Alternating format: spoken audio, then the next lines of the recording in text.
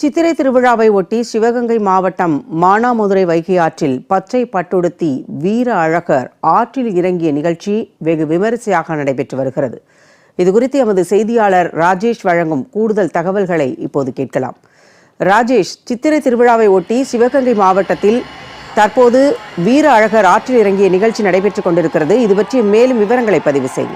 சிவகங்கை மாவட்டம் மானாமதுரையில் இருக்கக்கூடிய வைகை ஆற்றில் ஆண்டுதோறும் சித்திரை திருவிழாவானது வெகு விமர்சையாக நடைபெறும். ஆனந்தவள்ளி அம்மன் சோமநாதர் ஆலயத்தில் கடந்த 14ஆம் தேதி சித்திரை திருவிழா கொடியேற்றத்துடன் தொடர்ந்து நடைபெற்று வருகிறது. நேற்றைய தினம் தேரோட்டம் நடைபெற்றது. அதனைத் தொடர்ந்து இன்று காலை வீரழகர் ஆற்றில் இறங்கக்கூடிய நிகழ்வானது தற்போது நடைபெற்றுக் கொண்டிருக்கிறது.